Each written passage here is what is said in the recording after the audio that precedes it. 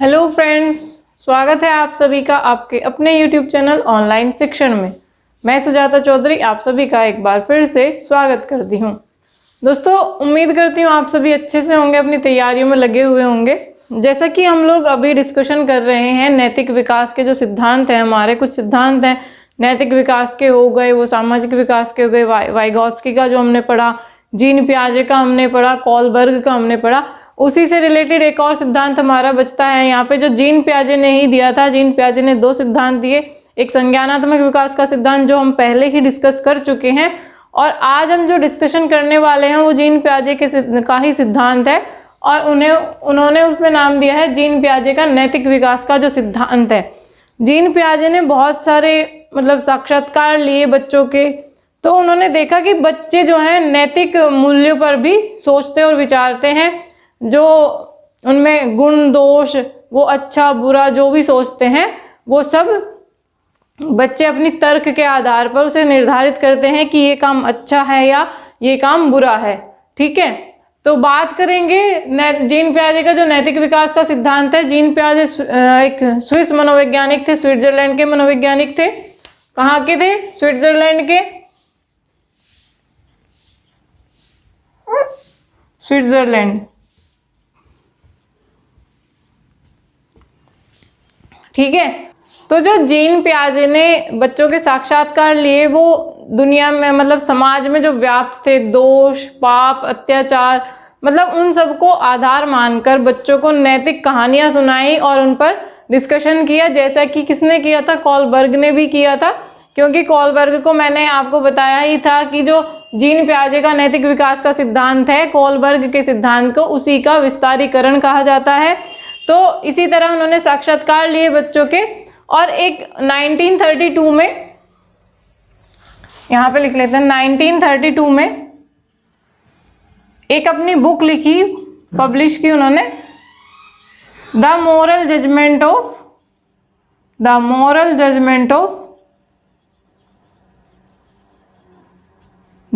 Of child.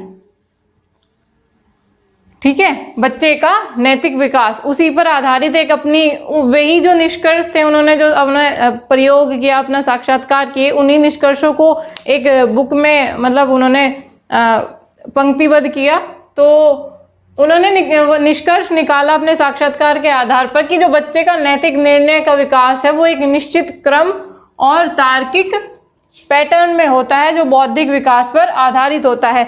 यानी कि इन्होंने क्या कहा कि जो बच्चे का मॉरल डेवलपमेंट हो रहा है वो एक निश्चित पैटर्न में होता है। उन्होंने ये उम्र में बांट दिया कि भाई इस उम्र से इस उम्र तक बच्चा इस तरह का जो तार्किक पैटर्न है वो रखता है, और उसी के आधार पर वो नैतिक मूल्य का निर्धारण करता है, उसे वो अच्छा या बुरा बताता है। वो उन्होंने क्या कहा कि एक वो निश्चित क्रम में होता है, यानी कि उसकी एक सटीक उम्र होगी, और वो इस उम्र का बच्चा, इस उम्र का प्रत्येक बच्चा उसी तरह की सोच रखता होगा, उसी तरह से वो अपने मॉरल वैल्यूज जो हैं मॉडिफाई तो नहीं कह सकते यहाँ पे, क्योंकि छोटी उम्र में तो नैतिक विकास जो है दूसरे के आधार पर ही चलता है, मॉडिफाई नहीं कह सकते, कि उसमें उसी तरह से वो डेवलप होता है, उसका एक पैटर्न होता है, उसका एक सीक्वेंस होता है, और जो किस पर आधारित होता है? बच्चे के बौद्धिक विकास पर।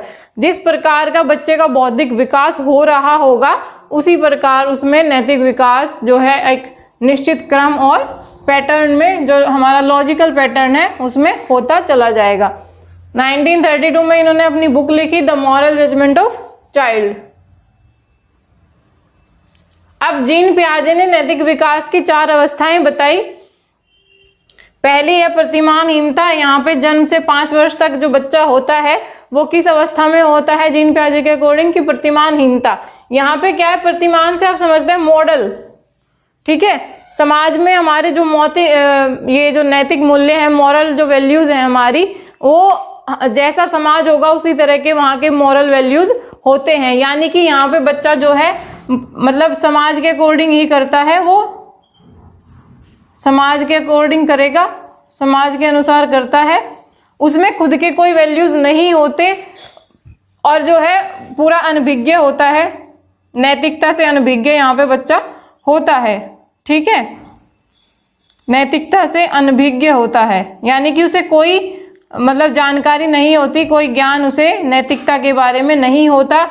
जैसा पेरेंट्स उसको कह देंगे इसी तरह की वो नैतिकता प्रदर्शित करने लगता है। वो भी इसके अंतिम समय में करेगा, जब ये अवस्था अपने अंतिम समय में होगी, यानी कि 4 से 5 वर्ष का बच्चा जो है नैतिकता कैसे प्रदर्शित करता है, जैसा कि उसका परिवार, क्योंकि समाज के नाम पर उसका क्या है, वो परिवार ही है, वो अभी समाज में ही रहता है, घर से वो बाहर अभी बहुत कम निकला है, तो उसका बाहर के लोगों से संपर्क कम हुआ है। तो जिस प्रकार का उसका परिवार उसे बताएगा, उसी प्रकार का जो है वो अपनी नैतिकता प्रदर्शित करता है।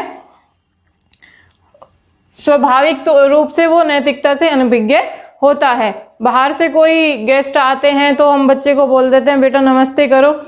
अब कई बार देखा जाता है कि बच्चे मतलब कहने के बाद भी नमस्ते नहीं करते, क्योंकि उन्हें अभी उस चीज की वैल्यू का नहीं पता है।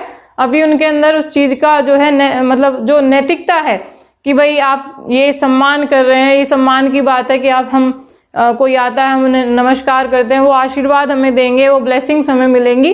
अभी उन्हें इस अवस्था में अभी उन्हें उसका ज्ञान नहीं है। तो क्या है कि यहाँ पे प्रतिमानहीनता होती है, यहाँ पे मॉडल का कोई भी रूप नहीं होता है बच्चे में।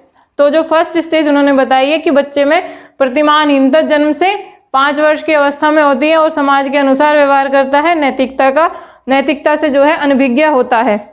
ठीक है, यहाँ पे कोई भी सामाजिक बंधन वो नहीं मानता, उसे कानून का कुछ भी नहीं पता है। ठीक है, कानून से अनभिज्ञ, ठीक है, उसे कोई रूल्स नहीं पता है। क्योंकि आप देखते हैं कि छोटे बच्चे होते हैं, हम उन्हें ज्यादा डांटते भी नहीं है, उनकी मार पिटाई भी नहीं करते हैं, तो वो इन चीजों से थोड़ा सा मतलब फ्री रहते हैं कि मतलब वो जो उनकी मर्जी आता है वो करते रहते हैं। बात करें अगर सेकंड की, तो परायत सत्ता। परायत से आप समझ रहे होंगे कि मतलब जो दूसरे पर आधारित है, परायत सत्ता। ठीक है, कौन से इन्होंने अवस्था बताई, इसकी उम्र जो समय सीमा बताई वो 5 से 8 वर्ष बताई है। आप 5 से 8 वर्ष का बच्चा जो है स्कूल जाने लगता है, बाहर समाज से उसका कांटेक्ट होने लगता है, तो यहाँ पे जो नैतिकता दिखाएगा वो दबाव या किसी मतलब क्या बोल सकते हैं इसको, लालच में या दबाव में, जो भी है दबाव या लालच से जो है वो नैतिकता प्रदर्शित करता है। दबाव या लालच से नैतिकता। दूसरे के जो है रूल्स फॉलो करने लगता है, जैसा पेरेंट्स बताएंगे, जैसा स्कूल के टीचर्स बताएंगे। और यहाँ पे ये है कि यहाँ पे आपको जो जैसा बच्चा समूह में खेलने लगता है इस उम्र में बच्चा, तो वो समूह के अनुसार भी अपने जो मूल्य हैं उनको जस्टिफाई करने लगता है, उन्हें एक्सेप्ट करने लगता है, उन्हें स्वीकारने लगता है। ठीक है, परिवार समाज के बताए अनुसार चलता है।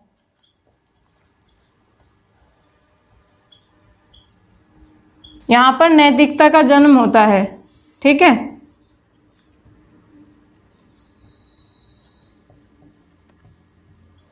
नैतिकता का जन्म होता है। ठीक है, कौन सी है ये, परायत सत्ता, यानी कि जो दूसरे पर आधारित सत्ता है वो क्या कहलाएगी, परायत सत्ता कहलाएगी। और ये कब होती है, 5 से 8 वर्ष इन्होंने इसकी समय सीमा बताई है। और जो यहाँ पर नैतिकता होती है वो दबाव, लालच या मतलब कोई ना कोई उसका एक एम कह सकते हैं कि अगर मैं ऐसा करूंगा तो मुझे ये चीज मिलेगी। इस तरह का जो बच्चा है यहाँ पर व्यवहार प्रदर्शित करता है। परिवार और समाज के बताए अनुसार होता है और नैतिकता का इस अवस्था में जन्म होता है। ठीक है, और जो इस स्टेज में जो नैतिकता है उसका नैतिकता का जन्म तो यहाँ पर हो जाता है, लेकिन बच्चे को आप लोग देखते भी हैं अपने परिवारों में, हम बच्चे को सिखाते हैं, हमारे पेरेंट्स ने भी हमें व्यवहार करना सिखाया है। ठीक है, ये खुद से तो नहीं आ जाता कि भाई आप जैसा वातावरण में रहेंगे आप सीखते भी चले जाएंगे, लेकिन यहाँ पे जो नैतिकता है वो ट्रेनिंग से आती है। आप उसको प्रशिक्षण दे रहे हैं, आप उसको अच्छाई बुराई के बारे में प्रशिक्षण देते हैं। ठीक है, परायत सत्ता जो होती है उसमें दबाव लालच से नैतिकता आती है और प्रशिक्षण बच्चे को नैतिकता का दिया जाता है। उसी के बाद जो है बच्चा उस तरह का व्यवहार करने लगता है जैसा कि पेरेंट्स उसको सिखाते हैं, बताते हैं। स्कूल के जो टीचर्स हैं, स्कूल में उसको जिस तरह का व्यवहार उचित होता है बच्चे को उसी तरह का व्यवहार करना होता है। और वो कौन सिखाता है? स्कूल के मतलब उसका स्कूल का जो वातावरण है वहां पे उसे उसी प्रकार का प्रशिक्षण दिया जाता है।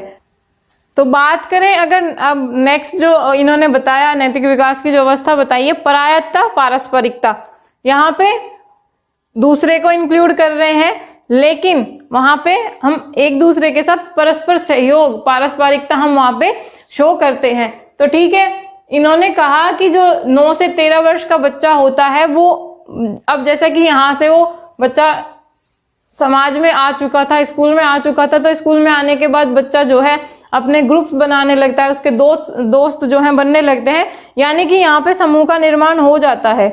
ठीक है, समूह बना लेता है वो।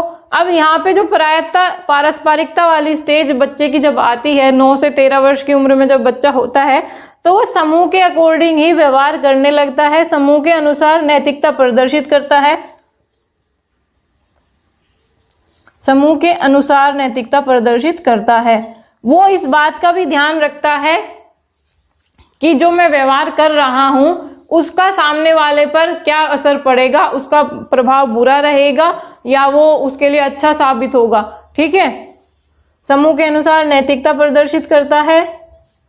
साथ ही वो ये भी देखता है कि मेरे व्यवहार का दूसरे पर क्या असर पड़ेगा।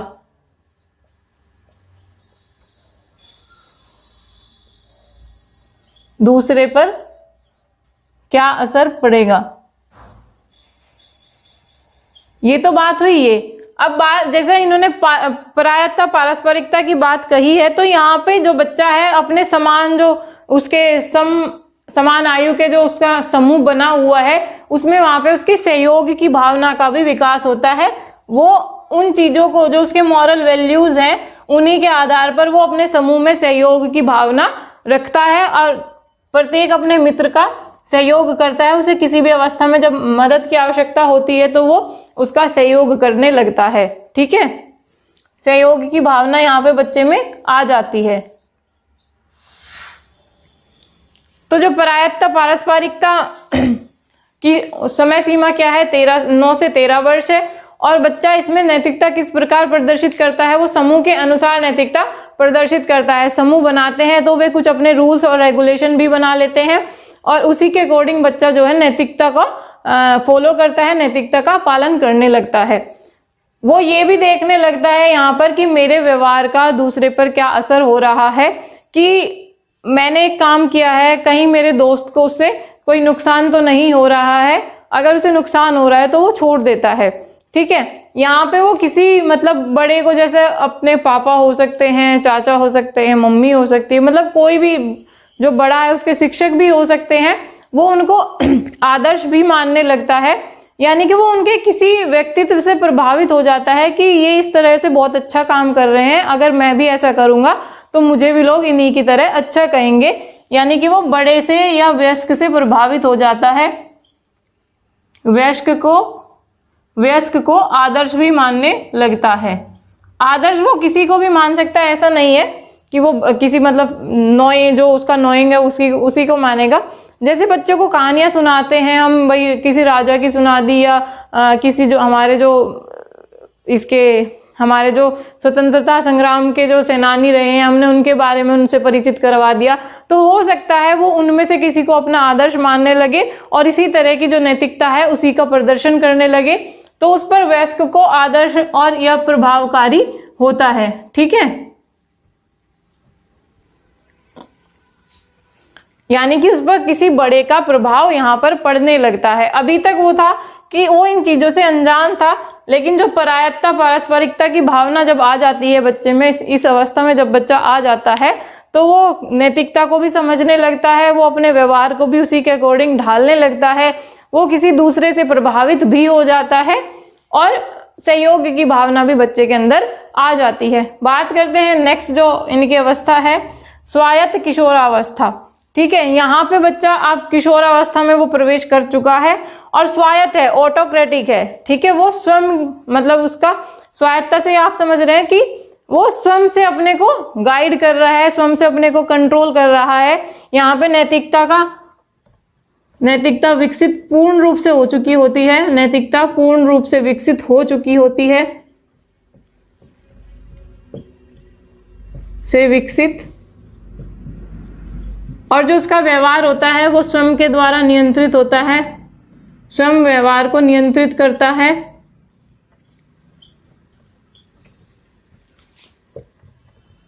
और जब वो स्वयं व्यवहार को नियंत्रित कर रहा है तो वो क्या चाहेगा कि जो वो काम कर रहा है, जो वो व्यवहार कर रहा है, उसके लिए उसकी क्या की जाए, प्रशंसा की जाए। यानी कि वो सम्मान की इच्छा रखता है, सम्मान प्रोत्साहन की उसके अंदर प्रबल इच्छा होती है। यानी कि अगर उसने कोई काम किया है तो वो किसके उसमें किया है, यहाँ पे भी एक तरह से आप समझ सकते हैं कि थोड़ा सा मतलब लालच होता है उसके अंदर कि वो अच्छा काम कर रहा है तो सम्मान पाने के लिए कर रहा है।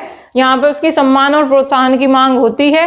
वो स्वयं से अपने जो व्यवहार को है, अपनी नैतिकता को है, स्वयं से कंट्रोल करता है। उसे अच्छे बुरे की पूर्ण समझ यहाँ पे आ जाती है।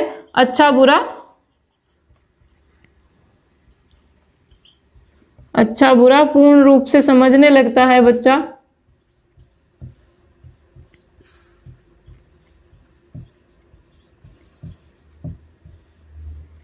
पूर्ण रूप से वो समझने लगता है।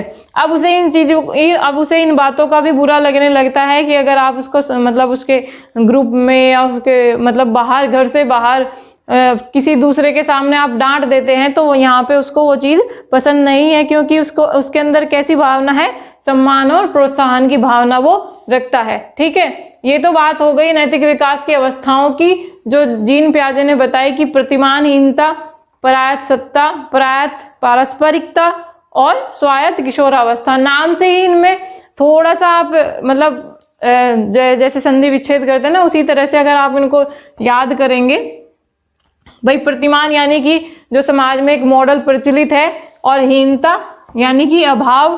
तो जो अवस्था है जन्म से 5 वर्ष की, वो क्या है, उसमें प्रतिमानहीनता का जो गुण है वो है। ठीक है, यहाँ पे कोई नैतिकता वैसे डेवलप नहीं है स्वाभाविक रूप से। और जो अंतिम चरण है इसका, वहां पे थोड़ी थोड़ी, क्योंकि वो परिवार में शामिल होने लगता है, परिवार से अंतःक्रिया उसकी होने लगती है, तो यहाँ पे थोड़ी थोड़ी नैतिकता आने लगती है। लेकिन वैसे स्वाभाविक रूप से वो नैतिकता से अनभिज्ञ होता है, उसे कोई सामाजिक कानून नियम उसे मतलब बांधे हुए नहीं रखते, वो उन सब से परे होता है। परायत यानी कि दूसरों पर आधारित, और सत्ता जो दूसरे की सत्ता है उसी पर वो चलता है, जैसा उसके पेरेंट्स ने कह दिया और उसी तरह से वो उसने व्यवहार करना शुरू कर दिया। उम्र क्या है, 5 से 8 वर्ष है। बात करें परायत्ता प्लस पारस्परिकता, ठीक है, यहाँ पे वो दूसरे की तो सुन ही रहा है, लेकिन वो खुद से भी कुछ सोच रहा है। यानी कि मतलब वो दूसरे समूह के नियम जो है मान रहा है, लेकिन अपने लेवल पे भी मैं क्या कर सकता हूँ, कैसा मैं कर सकता हूँ, कैसा मुझे करना चाहिए, यहाँ पे भी वो इंक्लूड हो जाता है। समय सीमा इसकी आ जाती है 9 से 13 वर्ष। बात करें लास्ट जो है इसकी स्टेज स्वायत्त, यानी कि जो स्वयं से नियंत्रित है, स्वयं जो नियंत्रित करता है। और उम्र कौन सी है, किशोरावस्था है, 13 से 8 वर्ष, आपको पहले भी पता है। ठीक है, तो ये जो टीन एज कहा जाता है 13 से स्टार्ट होती है और 19 तक चलती है। ठीक है, किशोरावस्था की तो यहाँ पे जो है पूर्ण रूप से नैतिकता विकसित हो चुकी होती है। स्वयं जो उसका व्यवहार है उसके लिए वो जिम्मेदार होता है, स्वयं उसका नियंत्रण अपने व्यवहार पर होता है। कैसी इच्छा होती है, सम्मान और प्रोत्साहन की बच्चा इच्छा रखता है, और अच्छा बुरा पूर्ण रूप से वो समझने लगता है। ठीक है, तो ये हुआ, इन्होंने इसके बारे में मतलब ये नैतिक विकास की अवस्थाएं बताई। स्क्रीनशॉट ले लीजिए एक बार, फिर आगे का डिस्कशन करते हैं।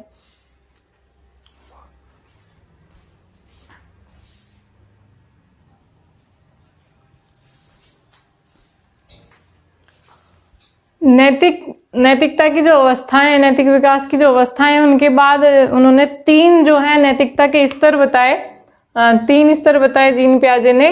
पहला है नैतिक यथार्थता। बातें वो ही हैं, बस उन्होंने शब्दों का जो है हेर फेर किया है। इन्होंने नैतिक यथार्थता की जो उम्र रखी है, यथार्थ से आप मतलब 7 से जो 8 वर्ष का बच्चा होता है वो नैतिक यथार्थता को प्रदर्शित करता है। जो नैतिक विकास की अवस्थाएं थी उन्होंने यहाँ तक 2 अवस्थाओं में उसको बांट दिया था, जन्म से 5 वर्ष और 5 से 8 वर्ष तक का जो बच्चा है वो किस प्रकार नैतिकता को प्रदर्शित करता है। यहाँ पे नैतिक यथार्थता में उन्होंने दिखाया है कि बाह्य दबाव से नैतिक मानकों की जो है स्वीकृति होती है, यानी कि उस पर अपने जो पेरेंट्स है, अपनी फैमिली है, उसका दबाव होता है। अब क्योंकि यहाँ पे बच्चा स्कूल में भी आ जाता है, स्कूल का दबाव होता है कि उसे किस तरह के रूल्स फॉलो करने हैं और किस प्रकार से उनका उन्हें नियमन करना है, उसी के अकॉर्डिंग उसे व्यवहार को जो है अपने प्रदर्शित करना है।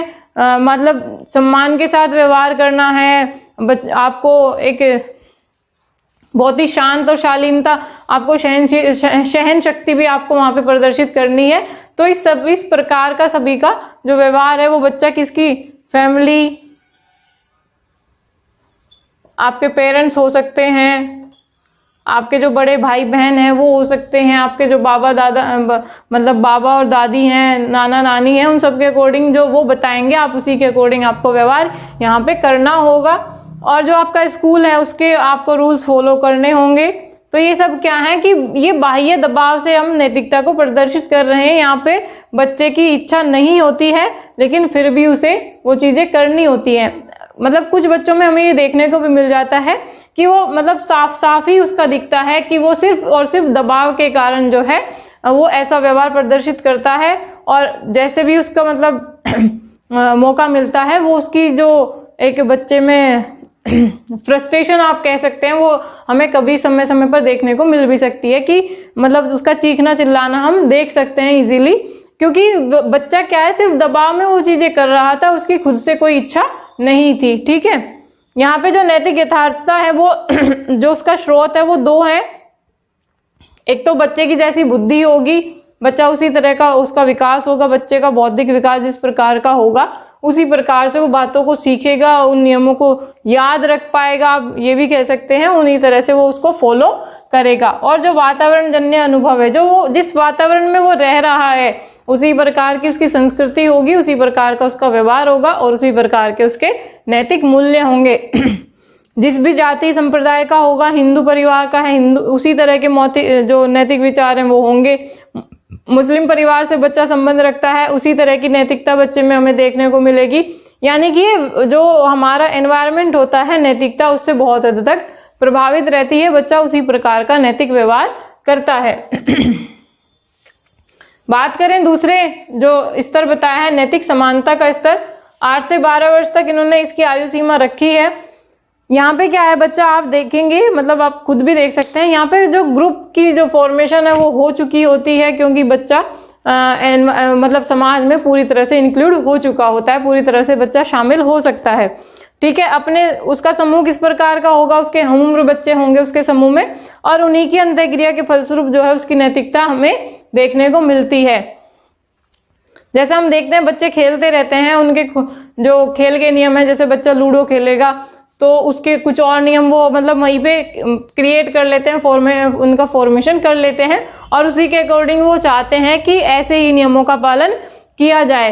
क्रिकेट में भी हम देखते हैं उनके अलग होते हैं कि भाई यहाँ पे जाएगी तो चौका हो जाएगा, वैसे जाएगी तो छक्का हो जाएगा, यहाँ पे लग गई तो आउट हो जाएगा। ठीक है, इस प्रकार के जो नियम है वो फॉर्मेशन उनकी हो जाती है। तो और सभी जो है यहाँ पे जो नियमों का पालन है वो सभी की जिम्मेदारी भी होती है, नियमों का पालन सभी की जिम्मेदारी होती है। ठीक है, कौन सी उसमें, कौन से स्तर में, जब वो नैतिक समानता के स्तर में होते हैं, 8 से 12 वर्ष की आयु में होते हैं, तो नियमों का पालन जब वो समूह का निर्माण कर लेता है, और जो समूह के नियम हैं तो वो समूह के नियम सभी को मानने होते हैं। नियमों की जो है सभी की जिम्मेदारी होती है। अगर बच्चे ने किसी ने बेईमानी कर ली या नियमों का उल्लंघन कर लिया तो वहां पर वो तर्क वितर्क करने लगते हैं कि अब हम इसको नहीं खिलाएंगे या हम इसको मतलब अब अपनी टीम में शामिल नहीं करेंगे, तो वो हटा देते हैं उस चीज को। क्योंकि उसने जो है उनके बनाए हुए रूल्स फॉलो नहीं किए हैं, उसने कुछ बेईमानी कर ली, तो यहाँ पे तर्क वितर्क बच्चा जो है करने लगता है। बात करें नेक्स्ट पॉइंट की, नैतिकता का विकास जो है साथियों की बातों से होता है। जिस प्रकार साथी जो हैं, जिस प्रकार उसके समूह के लोग उसे बताते हैं कि हमें ऐसा करना होगा, हमें ऐसा करना होगा, जो भी वो मतलब अपने तर्क वितर्क, अपने रूल्स जो हैं रखते हैं, बच्चा क्या है उन्हीं को फॉलो करने लगता है। एटलीस्ट हमें घर में भी हमें बच्चे पर वो ही प्रभाव देखने को मिलता है जैसा उसके समूह के बच्चे होते हैं, जैसा वो समूह में रहकर व्यवहार करते हैं, हम बच्चे में घर में भी वो ही चीजें बहुत हद तक देखने को मिलती हैं। ठीक है, तो ये हो गई दो, जो इस तरह नैतिक यथार्थता हो गई 7 से 8 वर्ष और नैतिक समानता 8 से 12 वर्ष। स्क्रीनशॉट ले लीजिए, नेक्स्ट लेवल की बात करेंगे।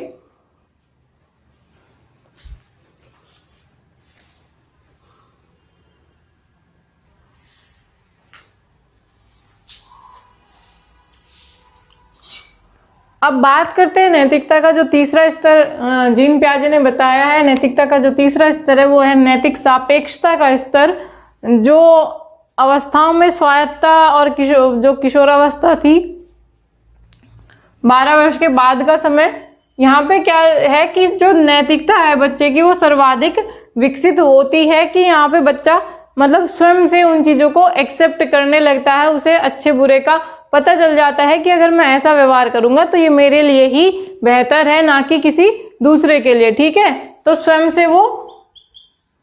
स्वयं की उसकी इच्छा हो जाती है, सेल्फ कंट्रोल उसका आ जाता है, स्वयं की इच्छा, या हम कह सकते हैं कि जो बच्चे का है सेल्फ कंट्रोल हो जाता है। ठीक है, अब नैतिकता जो है वो किसी दबाव में प्रदर्शित नहीं करेगा, स्वतः नैतिकता बच्चे में आ जाती है। वो ये नहीं होता कि हर टाइम पेरेंट्स जो हैं उसको समझाते फिरेंगे कि तुम्हें इस तरह का व्यवहार करना है, अगर तुम ऐसा व्यवहार करोगे तुम अच्छे बच्चे कहलाओगे। नहीं, यहाँ पे ऐसा नहीं होता है।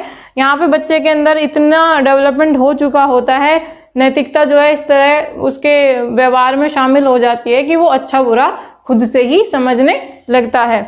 ठीक है, नैतिकता जो है बच्चे की वो न्याय की संकल्पना पर आधारित होती है, यानी कि वो ये एनालिसिस करने लगता है कि मेरे काम का प्रभाव जो है, मेरा जो काम है, जैसे अगर मैं चोरी करूंगा तो वो क्या होगा, वो सामाजिक जो कानून है हमारे सामाजिक दृष्टि से वो क्या है, एक गलत कार्य है, वो एक दंडनीय जो है, अपराध है, दंडनीय वो एक कार्य है। ठीक है, तो जो उसकी नैतिकता होती है वो न्याय के आधार पर देखने लगता है कि इस जो मैं काम करूंगा उसका परिणाम सामाजिक जो कानून है, हमारे नियम जो कानून है, लॉ एंड ऑर्डर है, लॉज हैं, और जो हमारा लॉ एंड ऑर्डर है उसी के अकॉर्डिंग उसकी जो नैतिकता है वो विकसित होने लगती है, वो उन्हीं का ध्यान रखता है, वो नियमों को एक्सप्लेन भी करने लगता है। अगर आपका जो कोई साथी संगी है वो कुछ गलत काम कर रहा है तो वो उसके फायदे और उसके जो है हानियां उसको बताने लगता है कि अगर तुम ऐसा करोगे तो तुम्हारे जो है तुम पर ये कार्रवाई हो सकती है। वो इस तरह की बातें जो है वो अपने साथियों को समझाने लगता है, उसकी अच्छाई बुराई, उसके गुण दोष उसको बताने लगता है। तो यहाँ पे जो नैतिकता है वो किस पर आधारित होती है, जो न्याय की संकल्पना होती है उस पर वो आधारित होती है। यहाँ पर बच्चा क्या है, स्वयं के कुछ नियम या सिद्धांत भी बनाने लगता है, क्योंकि वो किसी ना किसी को अपना आदर्श मान लेता है और वो उसी के जो है पद चिन्हों पर चलने की कोशिश भी करता है। और उस दौरान उसको ऐसा भी महसूस होता है कि या तो मैं इनको अपने जीवन में ढाल लूं, या इसी तरह के कुछ अपने जो नियम हैं, जो मेरे उसूल हैं, ठीक है, मैं उस तरह को उस तरह का व्यवहार जो है मैं करने लगूं और कुछ अपने नियम वगैरह बना लूं। यहाँ पे वो प्रायोरिटीज देने लगता है, फैमिली मेरे लिए प्रायोरिटी है, या मेरी पढ़ाई मेरे लिए प्रायोरिटी है, या खेल मेरे लिए मेरी प्रायोरिटी है, या मेरा जो ग्रुप है वो मेरे लिए प्रायोरिटी है। वैसे यहाँ पे ग्रुप का जो है बहुत ज्यादा प्रभाव हमें देखने को मिलता है, क्योंकि बच्चा किशोरावस्था में प्रवेश करने वाला होता है। ठीक है, तो यहाँ पे प्रायोरिटीज दी जाने लगती हैं, प्रायोरिटीज कि हमें किस चीज को, किस पक्ष को हमें पहले रखना है। परिवार हमारा पहले है, पढ़ाई पहले है, प्राथमिकता जिसे कहते हैं हम, पढ़ाई को प्राथमिकता देने लगता है। वो प्राथमिकता के अनुरूप ही जो उसके लिए पहले है वो उसी को ही पहले करने की कोशिश करेगा। अगर बच्चे ने थोड़ा सा पढ़ाई के क्षेत्र में बच्चे की रुचि है तो उसको बाकी सारे काम छोड़ के वो क्या करना पसंद करता है, वो पढ़ाई करना पसंद करता है। बच्चे की खेल में अगर रुचि है, वो खेल में कुछ अच्छा करना चाहता है तो वो उसके लिए बाकी चीजें नेगोशिएबल हो जाती हैं, यानी कि वो उसे खेल ही खेल दिखाई देता है, क्योंकि उसके अंदर एक जुनून होता है कि मुझे मतलब एक अच्छा खिलाड़ी बनना है, या मतलब जो भी उसका फील्ड रहा है, जो भी उसका वो करना चाहता है, तो उसके लिए वो अपनी प्रायोरिटीज जो है वो निर्धारित कर चुका होता है। अपने उसी के अकॉर्डिंग वो अपने नियम, अपने रूल्स, अपने उसूल, अपने सिद्धांत जो है वो क्रिएट कर लेता है। ठीक है, तो नैतिकता के जो है 3 स्तर बताए उन्होंने, नैतिक यथार्थता, नैतिक समानता और नैतिक सापेक्षता। पहला स्तर था 7 से 8 वर्ष तक लगभग जन्म से, और जो दूसरे स्तर की बात की उन्होंने 8 से 12 वर्ष की, और जो नैतिक समानता का सापेक्षता का स्तर है सॉरी वो 12 वर्ष के जो बाद का समय है उसमें उन्होंने इस तरह का जो है नैतिकता के बारे में डिस्कशन किया है। ठीक है, अब ये जो जीन पियाजे का टॉपिक है आपका यूपी टेट वगैरह में आया हुआ है इससे क्वेश्चन। एक और क्वेश्चन का डिस्कशन मैं यहाँ पे साथ के साथ ही करना चाहूंगी कि यूपी टेट में आया हुआ है जीन पियाजे ने मतलब कौन से विकास के क्षेत्र में सर्वाधिक योगदान दिया है। उसमें आपका दोनों आपको देखने को मिलेंगे, संज्ञानात्मक विकास का भी जो सिद्धांत था वो भी वहां आया हुआ था, और नैतिक विकास का भी आया हुआ था। तो जो फिर बोर्ड ने राइट आंसर माना था वो संज्ञानात्मक विकास का जो क्षेत्र है उसी में उनका योगदान माना था, क्योंकि नैतिक विकास से यहाँ से एग्जामिनर मतलब क्वेश्चन ज्यादा नहीं उठाता है, लेकिन कुछ कुछ जगह क्वेश्चन आए हुए हैं। तो अगर आपका इस तरह का आए कि जीन पियाजे का किस क्षेत्र में योगदान रहा, किस क्षेत्र में सर्वाधिक योगदान, इस तरह से पूछा हुआ था, किस क्षेत्र में सर्वाधिक योगदान रहा, तो वहां पे दोनों ही ऑप्शन थे, नैतिक विकास का भी था, नैतिक विकास, और साथ में संज्ञानात्मक विकास का भी जो था वो भी ऑप्शन में था, साथ में 2 ऑप्शन कोई और भी थे। तो जो आपको टिक करना है वो संज्ञानात्मक विकास का क्षेत्र करना है, क्योंकि उसी की मतलब उसी में इनको ज्यादा गिना जाता है कि जो जो संज्ञानात्मक विकास का क्षेत्र है जीन पियाजे का वो ज्यादा महत्वपूर्ण है, क्योंकि ये जो है कॉलर से रिलेट करता है, क्योंकि कॉलर ने इसको और अच्छे से एक्सप्लेन किया था। ठीक है, तो जो अगर इस तरह का आपको क्वेश्चन रिपीट होता है, क्योंकि ये यूपी टेट में ही आया हुआ है क्वेश्चन, तो इसी को मैंने बताया कि आपको संज्ञानात्मक विकास का क्षेत्र जो है वो टिक करना है, ना कि नैतिक विकास का। अगर संज्ञानात्मक विकास नहीं आता है और सामाजिक विकास हो गया, इस तरह का और कोई विकास हो गया, तो आप फिर नैतिक विकास को जो है टिक करेंगे। ठीक है, तो आज इस वीडियो में बस इतना ही, अपनी तैयारी करते रहिए। उम्मीद करती हूँ मेरे जो ये नोट्स वगैरह हैं आप लोग नोट डाउन कर रहे होंगे, और प्रीवियस ईयर से जुड़े रहिए। प्रीवियस जो ईयर के क्वेश्चन पेपर हैं उनको भी आप एक बार देखते रहिए। जो जो आपका सिलेबस होता जा रहा है उसी के अकॉर्डिंग क्वेश्चन जो है हल करने की कोशिश कीजिए, और मिलते हैं फिर अगली वीडियो में। तब तक के लिए नमस्कार।